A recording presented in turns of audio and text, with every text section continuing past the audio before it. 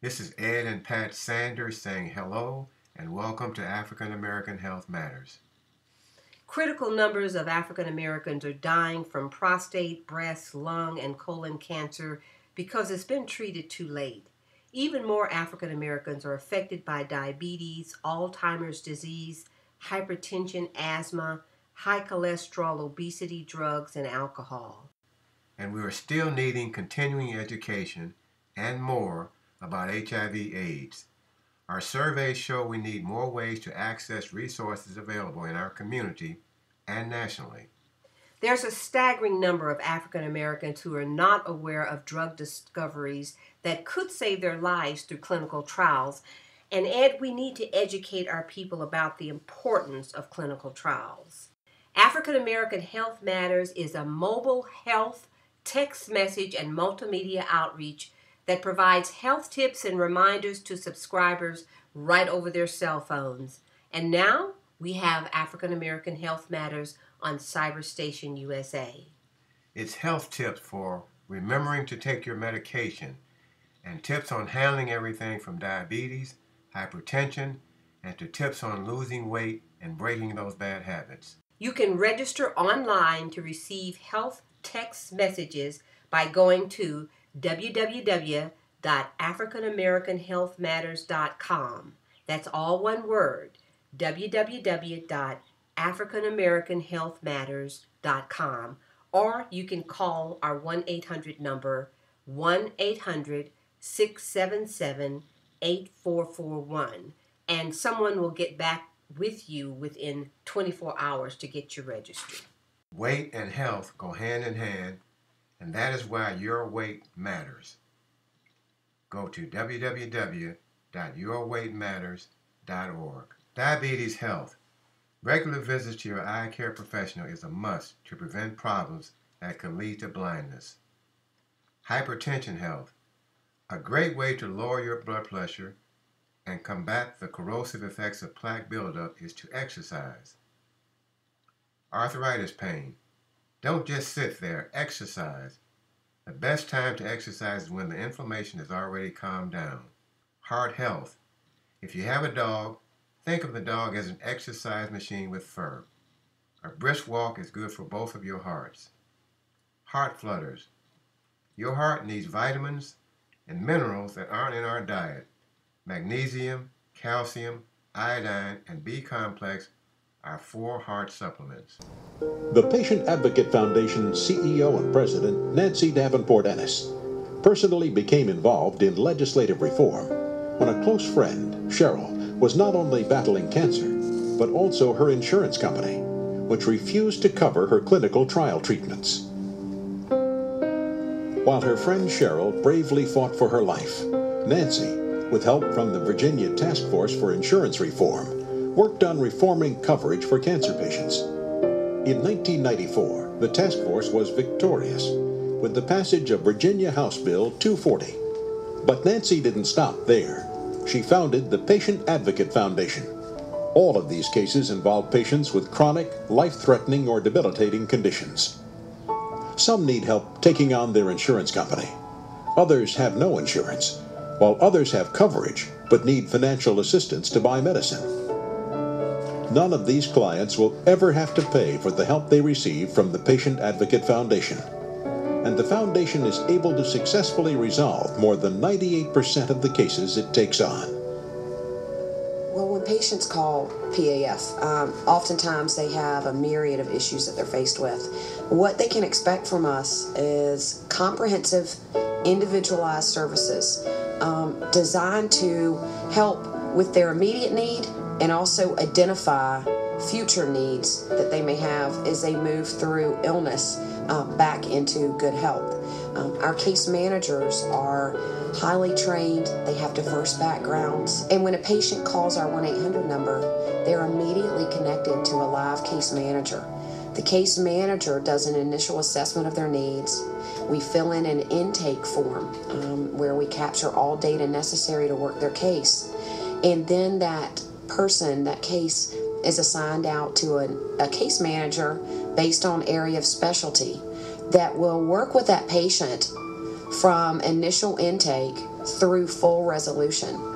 When people call us, they're desperate. Every avenue available to them to solve the problem has not worked, and it's their life that they're fighting for. And at the end of the day, you're going to battle to save your life medically, but we don't want you to have to battle to save your life financially and to feel that you're losing all of your integrity and your hope because you can't get the financial issues solved or an insurance issue solved. We can do that for you. It's very important that the people in this country realize this organization exists and that they know how to get to them, how to contact them, and get the help they need. For more information, please visit us at www.patientadvocate.org or call us at 1-800-532-5274. We're interviewing Dr. Frances Chesley, who is the director of the Office of Extramural Research, Education, and Priority Populations in the Offices of Minority Health and Women's Health in the Agency for Healthcare Research and Quality, AHRQ. Welcome, Dr. Chesley. Doing great. Hi. How are you guys? We're doing very good, very good. So how's your day been? It's been fun. Good. It sounds like you're doing stuff with the AHRQ that would keep you really busy and quite intriguing. It is fortunate to work here because we're right in the middle of trying to help improve the health of the nation. That includes everybody. So That's it's a right. daunting task, but it's a fun place to be. You're making a difference, and that's what, believe it or not, we went to the internet and you've done a lot of writing and articles and speaking on health disparities through research and translations, and we're real interested in what you're doing. We've been in touch with your agency previously, and we're just very excited about the fact that you guys have so much to offer the general public, not just African Americans, but just the general public on health disparities. So I guess, as I told Chris, just kick back. It's like sitting in our living room. We're just having a conversation. We don't have to get too stiff. And just tell us a little bit about what you're doing there at the Agency for Healthcare Research and Quality. Sure. That sounds good. So, as you know, the mission of the Agency for Healthcare Research and Quality, we call it AHRQ, but the mission of our agency is to improve the quality, safety, effectiveness, and efficiency of healthcare for all Americans. Now, a lot of what we do relies on research. We look at the problems Americans experience in terms of health and well-being and the challenges experienced within the healthcare system that we all have to navigate to stay healthy. That's right. And we're part of the Department of Health and Human Services, and so within that department, we provide funding for research projects that really fund organizations and researchers across the country, many of which are aimed at identifying underlying reasons and figuring out answers to those reasons for why we aren't seeing faster rates of improvement in quality and the illnesses that affect our minority populations in particular. Yes. You do some annual reports and things like that, I believe. You do some specialized materials. We have seen a lot of very specialized materials for our audience, African Americans and the underserved. Tell us a little bit about that. Sure. Well, one of the things that Congress asked AHRQ to do when it authorized the agency, or reauthorized the agency actually, was to produce the National Healthcare Disparities Report. Okay. And so we've produced that report for several years now. We've passed the 5-year mark, and it's a really sentinel report. Now, this report is annual, as I mentioned, and it summarizes healthcare quality and access among a variety of racial and ethnic and income groups and other priority populations, such as residents of rural areas and people with disabilities. So in the report, when we talk about healthcare disparities, we're referring to the differences in people's access to and quality of healthcare based on race, gender, ethnicity, income level, age, education, insurance status, and where they live. Okay. Now, by access, we're talking about really referring to the ability one has to get good health care. That's access. This access to health care can be affected by a number of factors. Whether or not you have insurance, how close he or she lives to a care provider, and even whether or not you have affordable and reliable transportation to get there. Mm-hmm. So when you have limited access to medical care, then the quality of health care suffers and suffers greatly. This disparities report tracks the status of disparities by those dimensions I mentioned over every year. And what it really does, it provides an opportunity to point out areas of improvement, but also to see where places in the country are doing well, and then we can model those best practices. Well, I think that's why our getting together is so perfect, Dr. Chesley, because as you know, the African American Health Matters started out as a mobile health text message service. We're up to over 60,000 subscribers of African Americans who want text messages about diseases. They're just quickie little information once a month about diabetes, hypertension, and the access that you're talking about is so important. We're working with AHRQ now to distribute some very critical materials that you guys have for African Americans, and we want to do this through the mobile text. But what I'm saying is that the access is important on both ends, both the access of the education as well as the access to the healthcare system. Pat, I want to applaud what you just said. That's absolutely fabulous, because hand in hand with access to healthcare is access to information That's about right. healthcare. Mm-hmm. And we've learned, and you've already shown, you're showing us that you've got to deliver the information in the way that folks want to receive it. That's right. So, if you've got a pretty book that's sitting on a table somewhere, but you're not able to access that because you're on the move, but you've got your cell phone with you. That's right. Well, there you are. That's exactly what you got to do. That's right. And we're excited about this. Dr. Chesley, what can you tell us about African American healthcare disparities? Wow. There's a lot to say. It is, I know. I got to tell you, there's a lot to say. But in a nutshell, I will start by saying, overall, the disparities report and our research show us that health care for African Americans is lagging behind others in this country. Mm-hmm. Access to care is not improving in black communities. And in fact, the report shows us that in some instances, it's getting worse. What I mean by that is where you live has a lot to do with the nature of the care you get and how well you are doing with that care.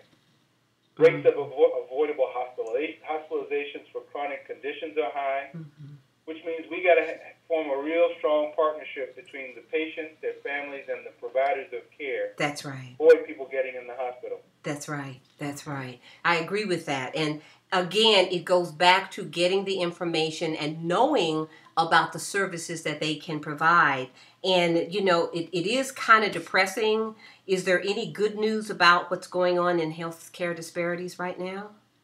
Well, there is some good news. One of the things that the report allows us to do, I mentioned it's annual, so every year we look at these data. It's national, so it's data across the country, but the report also provides data at a state level. Mm-hmm. So what that allows us to do is to say, okay, we in our state, let's just say we're talking about Maryland, and Maryland has a high rate of diabetes and poor diabetes care for African Americans. But we can look across the border at Virginia or at another state and say, wait a minute, they are doing better than us. Let's talk to people in that state Department of Health, figure out how they're getting that number down in their state, and figure out how to bring that program, in this case I'm using Maryland as an example, to Maryland. That's a very good example. Now, after the census came out, my question as a tag to that is, have you found that the percentage of African Americans and or minorities in a state determines the quality of their information and their access, or is this variant? You mentioned Maryland, then you mentioned Virginia. I don't have those numbers as far as African American population from the last census, but it previously has shown that the southern states tend to have a larger group. I don't know if that's the case with Maryland, but back to the question, does that have anything to do with their access? Well, that's an excellent question, and the answer is really complicated. But I will say that when there are large numbers and they're clustered in certain areas, and these areas happen to be low-income areas, that can be one of the largest influences or determinants to determine that whether or not the care that they're receiving and their outcomes, whether or not their outcomes are good or not. Yeah. So it's complicated. Lots of factors. Education. Yeah. Resistance to poverty are really important. think about, for example, some of the major health concerns for African Americans, some sort of the silent killers, if you will, diabetes, high blood pressure, and high cholesterol, one of the things that we've begun to do is to really focus on educating the consumers about treatment for chronic conditions such as this. So what we've done is we've been developing information specifically for consumers that allows them to compare the risks and benefits of medications and other treatments for the conditions that they have. Okay. Now this kind of work is called patient-centered outcomes research. Yes. The idea is to find out what works, compare the things that work for conditions that matter to people, and then provide them that information in ways that they can understand. Well, One of the things we did building on this is launching a campaign which we call Questions Are the Answers. Okay. So this is a campaign that helps folks prepare for, in this case, it helps them prepare for their medical appointments. Okay. So even though, we go see the doctor on a regular basis, things change about us. That's Or right. if we're taking our loved ones, things change about them, and the doctor might not necessarily be up to date on that. That's true. This campaign provides a structured tool for folks to learn and to be ready to ask the right questions when they see their doctor. Folks can go to our website at www.ahrq.gov and access this tool. It's a great way to prepare and be confident going into a doctor meeting. I like that. Is there an 800 number as well, Dr. Chesley? Or is that on the website? Yes, there is an 800 number, actually. To get this and other information, I'll give it to you. It's 1-800-358-9295. 9295. 9295. Now, I had a question. You were talking about, you so much you're covering, and thank you so very much. You were talking about various diseases and those communities that have high numbers of diabetics, and then they do this. It still seems to be reactionary. You have to have a huge population sick or dying before these services are coming in. And I see AHRQ as really on the preventive end and the educational preventive end and the maintenance end of things. And we just need to find an answer for accessing the information to access the health care, you see, that we talked about later. Patient-centered outcome research. That's kind of what we do when we do our surveys at the big Black Expos and the National Minority Health Fairs. We find out from these huge groups of people, where are you accessing your information? Most of the times our numbers are saying they're getting it from church health fairs. They're getting it from community health fairs, Greek health fairs. Now, of course, we're doing it on the mobile phone and we're doing it on the radio as well. But this needs to be millions of people as opposed to hundreds of thousands. So I guess my question to you is, how do you see that fitting together? How do you see that working?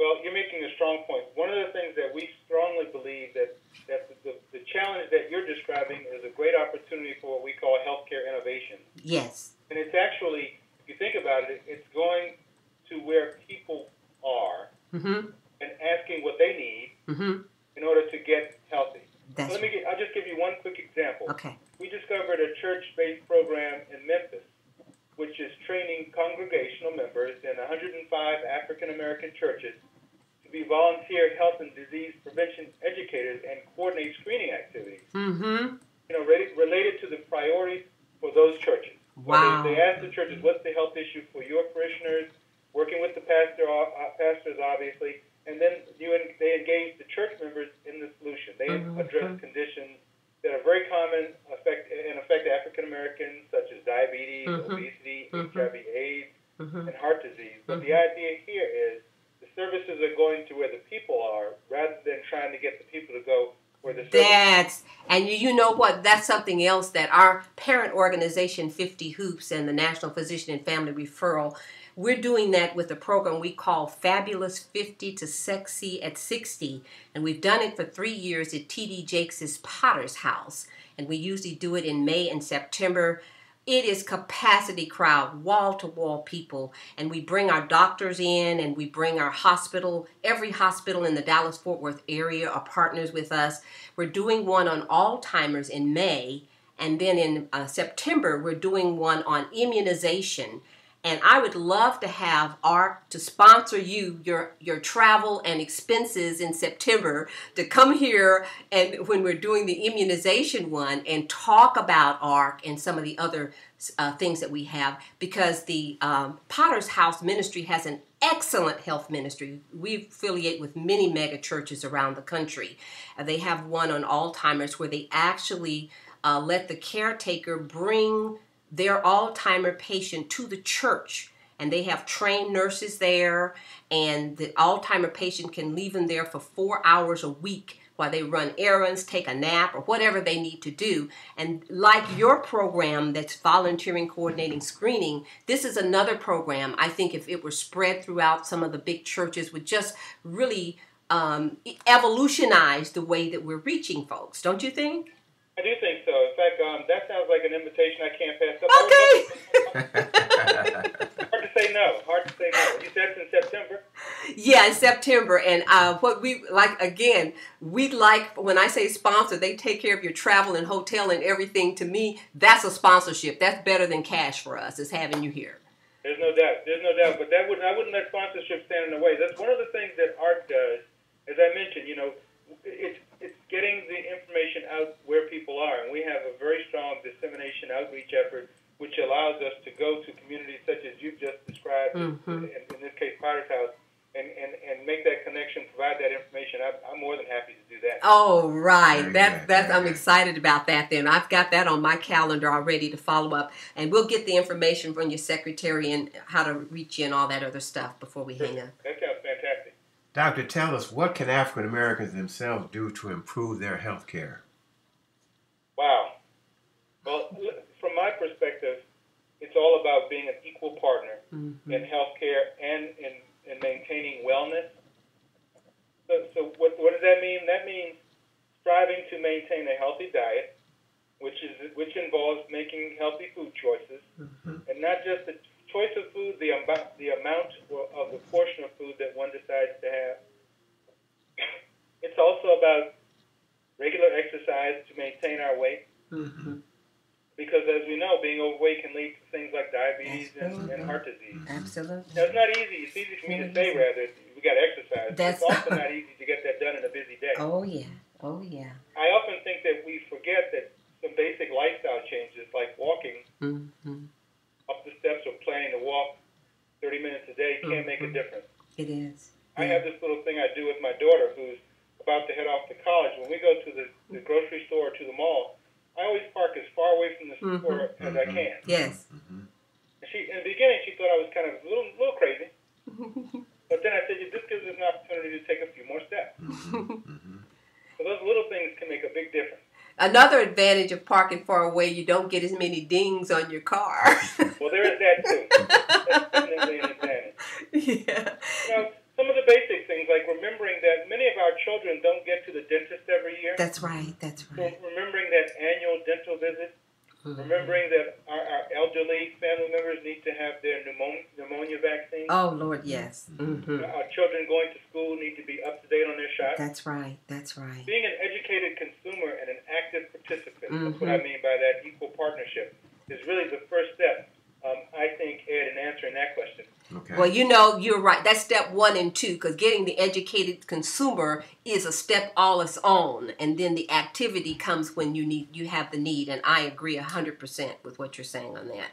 Now, I'm gonna go out on a limb here a little bit and say that us African American men need to learn from the example of our African American women in terms of being compliant and consistent with prevention and treatment. I agree 100%. I agree.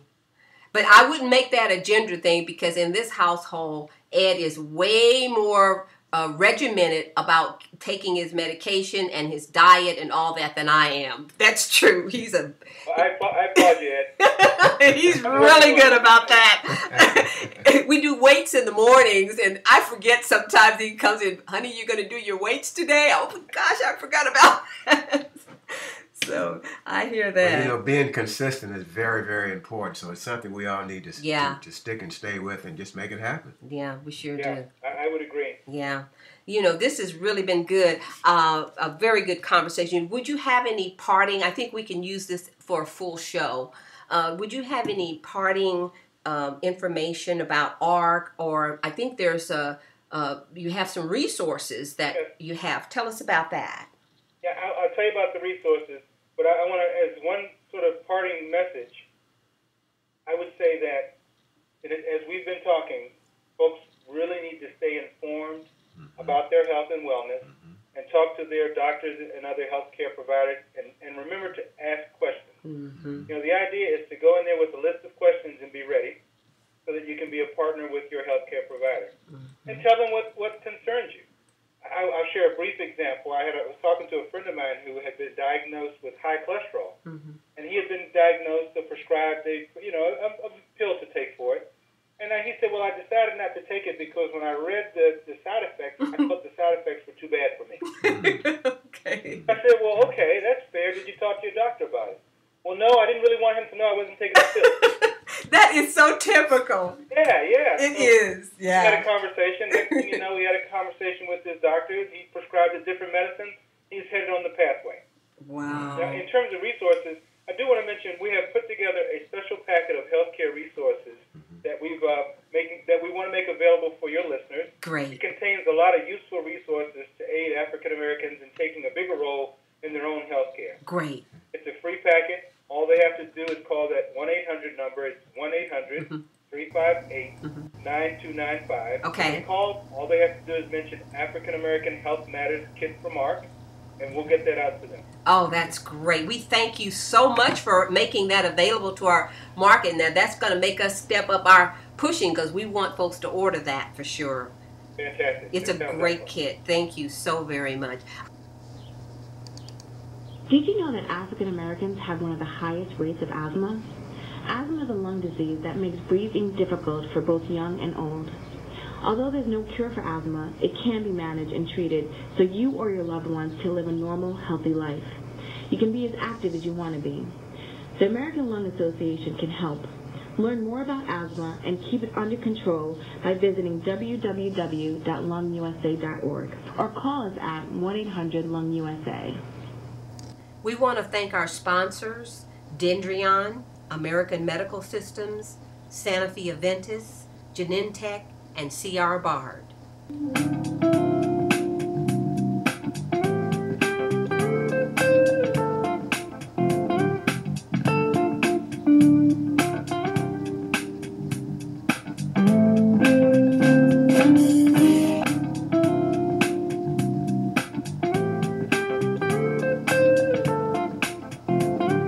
Be sure to tune in on Fridays from noon to 1 to African American Health Matters on Cyber Station USA.